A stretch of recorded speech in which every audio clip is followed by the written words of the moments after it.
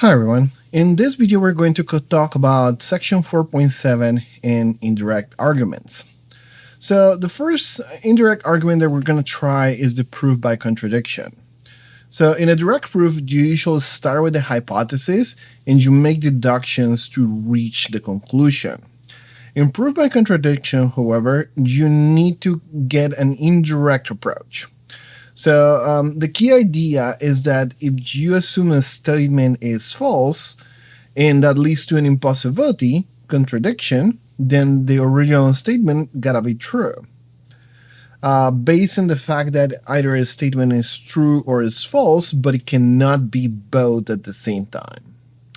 So let's give an example of how you will do this. So just to prove that a statement is true by contradiction, you will first suppose that this statement is false.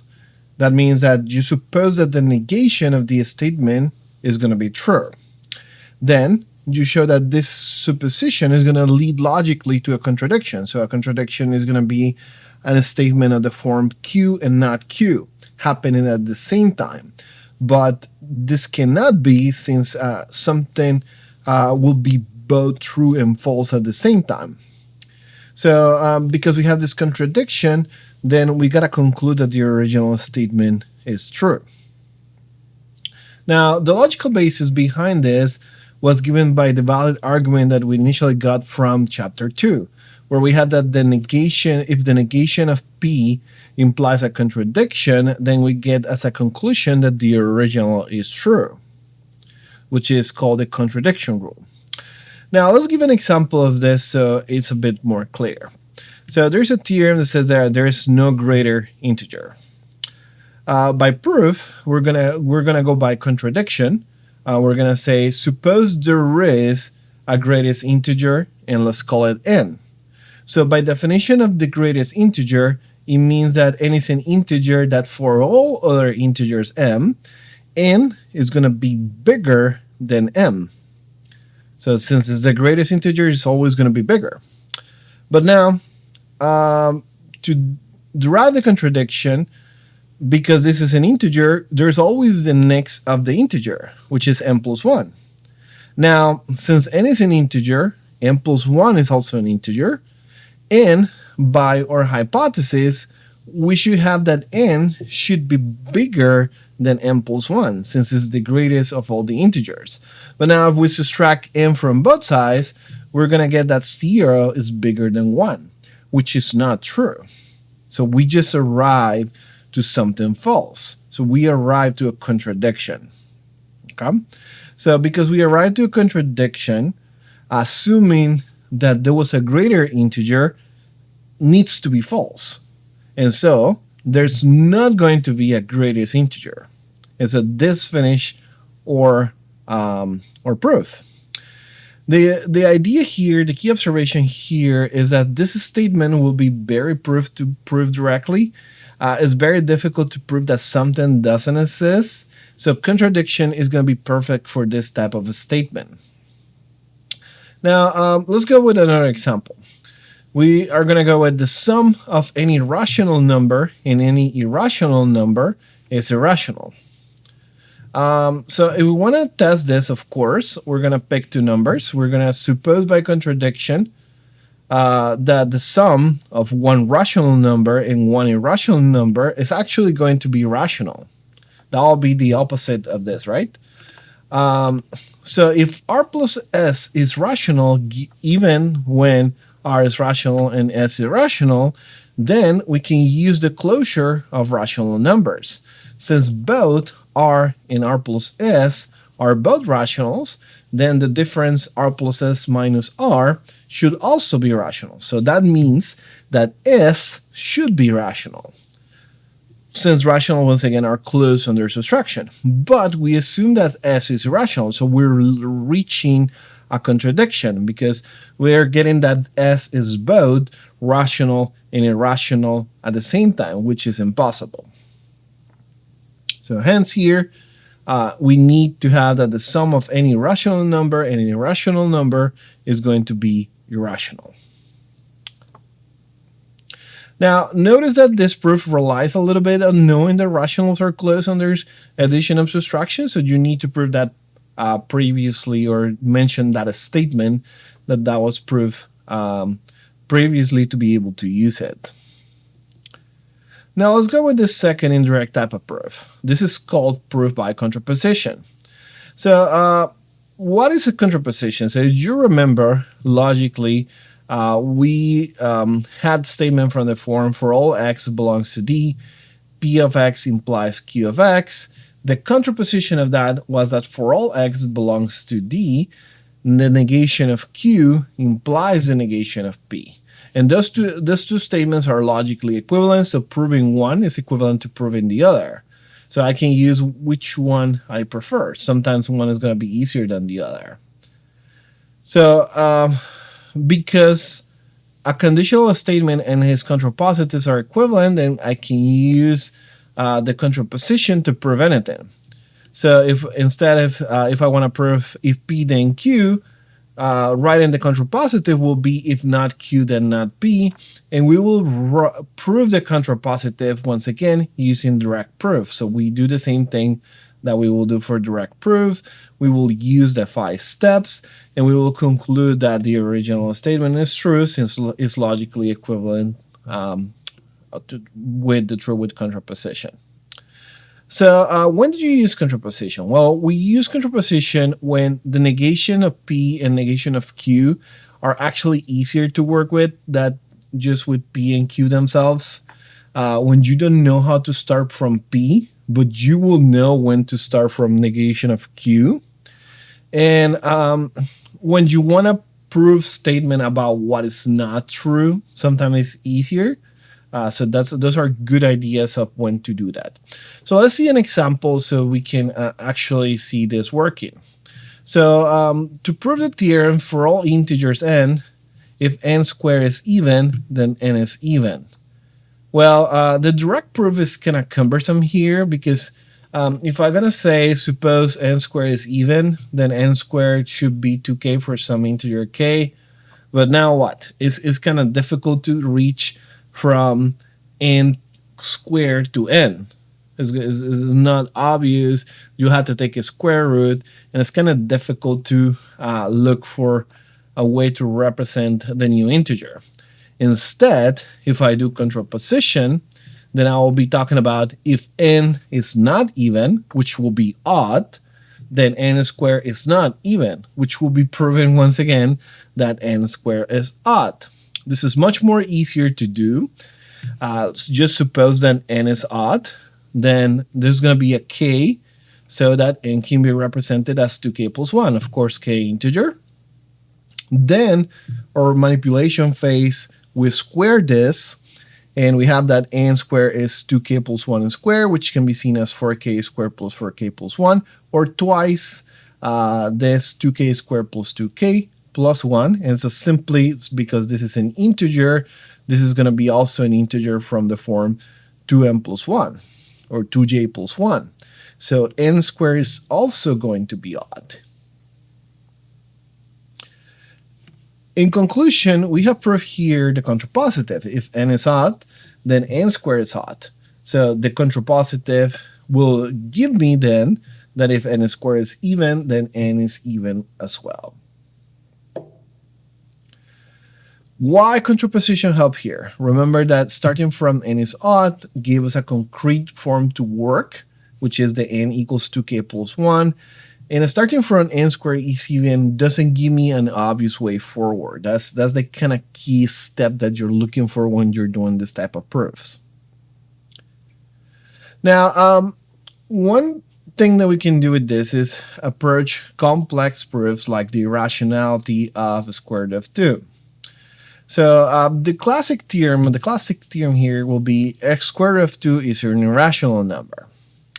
The proof here will go by contradiction, since if you go with let's suppose that a square root of 2 is rational, then there's going to be integers a and b would be different than 0, so that we can represent a square root of 2 as a over b. Now, We can assume that we're in the lowest term possible, so that this fraction is already simplified and any common terms are canceled. So this means that a and b don't have any other common factors more than plus or minus 1. Now, if we square both sides here, we're going to have that 2 will be equals to a squared times b squared. Or we're going to have that 2b squared is equals a squared, right? Now, remember that we had that both a and b are integers. So since a squared can be seen as twice b squared, we see that a squared is an even number. So by the previous theorem that we used, that we proved by contraposition, if a squared is even, then a gotta be even. And so, using that a is even, then we have that a should be from the form 2k for some k integer. So if we substitute that now, then we're going to get that 2b squared is equals to a squared, which is 2k squared, which is 4k squared. And we'll have that 2b squared is equals 4k squared, or that b squared is equals 2k squared. And so we'll start to see that this might be an issue with some of the assumptions that we have initially, but let's continue. Now, we do the same with b. Since b squared is from the form 2k squared, we see that b squared is even.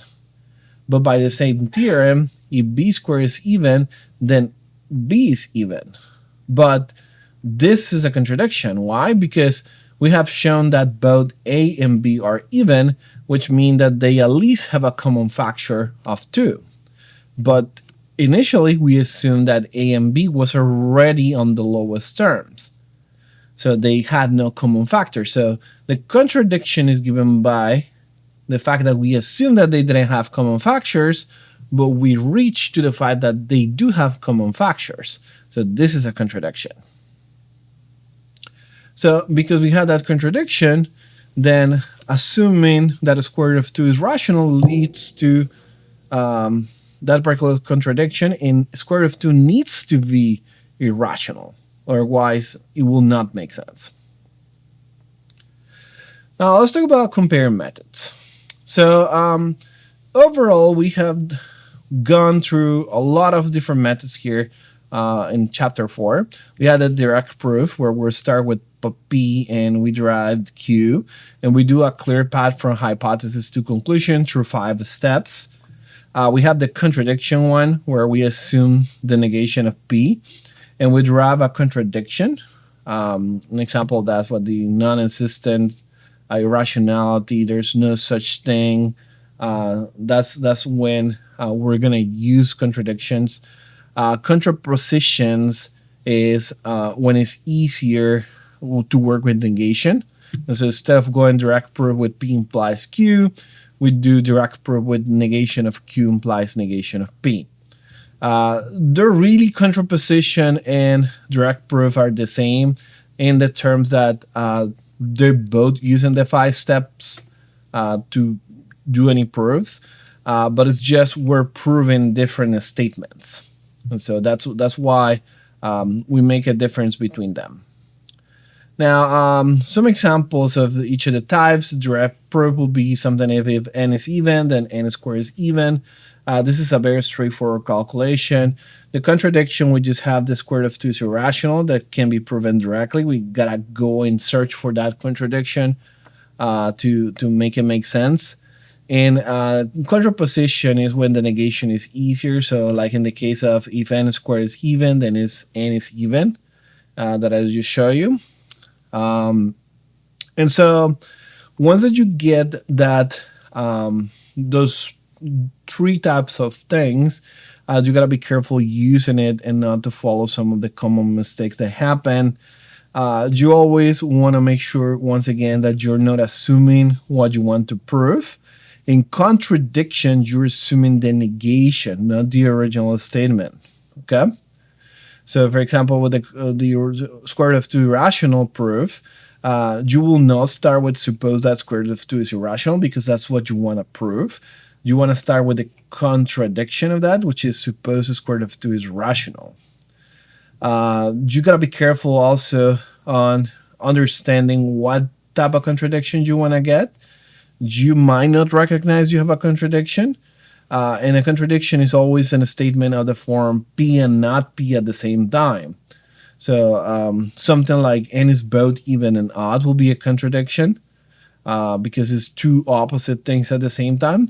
You need to explicitly state what the contradiction is when you're trying to prove this and make sure it is actually impossible, not just uncommon. Be careful not to confuse, once again, contraposition with converse. The contrapositive of P implies Q's negation of Q implies negation of P, not Q implies P, okay? Not the converse of P implies Q. So you want to make sure that you're proving the equivalent, which is the contrapositive, and not converses. Now, something that you want to be mindful of is not to use contradiction when direct proof works. Contradiction should be kind of like a last resort for many of the statements. You should try direct proof first. It's usually clear if you have a nexus step that is easy to approach. And so that's one way of knowing. If you don't have a way of doing things, then contradiction might be the way to go. You also got to be careful in irrationality proofs that you're not canceling common factors. Most of the time, you can do proof of irrationality by assuming that the fraction is in the lowest terms. Otherwise, the contradiction is not really going to work since it's based on this. And you can also prove contradiction for irrationality in many other terms, like square root of 3, square root of 5, so on and so forth. They use different common factors, but the idea is the same. Also, circular reasoning is something to be mindful in contradiction proof. You don't want to use what you're trying to prove to derive the contradiction. The contradiction must come from your assumption, not from you assuming the conclusion. Okay, so in summary, we discussed proof by contradiction, where we assume the negation of P and derive a contradiction, and so that helps us conclude P. We reviewed the proof by contraposition, where instead of proving P implies Q, we prove negation of Q implies negation of P. And because the contrapositive is logically equivalent to the original, that's going to work. We also check irrationality of proofs, which almost always use contradiction. And discuss about how to choose the right methods for different things. This is going to be very important when you're doing your practices. But let's take a look at some more examples so you can get deeper in this topic.